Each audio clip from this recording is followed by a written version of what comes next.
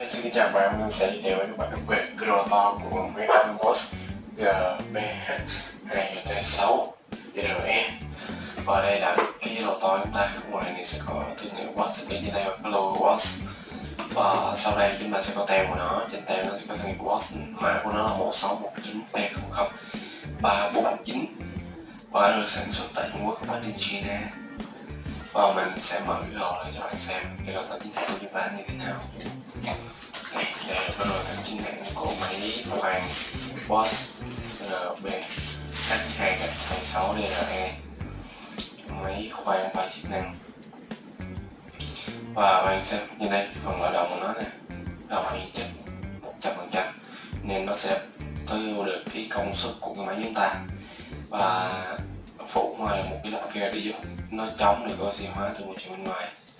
Và cái phần ổ gấu nó cũng vậy, đầu nguyên chất và không có những cái đường dây đen. Và đi theo nó chúng ta sẽ có hai cái mặt đạn đầu và đuôi.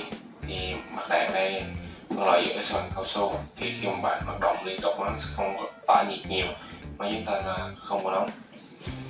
Và trên đây nó sẽ có các bạn nó rất là to này, một miếng bảo vệ đây nè, miếng bảo vệ nè. Và có cái trên đây mặt đạn này bằng phân loại giữa bằng kim loại thì nó sẽ tạo nhiệt bằng cái này. Và trên cái phần trục cái này nè, nó răng nó rất là dày, răng nó rất là dày như là này mới chịu đủ tải cho cái máy chúng ta. Thì chúng ta có thể là cày bừa hoặc sử dụng liên tục, ép máy cũng được, nó rất là bền. Đấy, thì mình đã vừa giới thiệu với các bạn về cái rotor của máy HOàNG BOSCH GBH2-26 DEWALT, máy khoan 3 chức năng. Và bạn lưu ý là mình quên trên cái phần phan này sẽ có những linh kiện này nè. Những linh kiện này thì do Trung Quốc không có, để dùng các bạn quý đồ năng giá. Thì mình đã vừa giới thiệu với các bạn về máy rotor máy HOàNG BOSCH GBH2-26 DEWALT.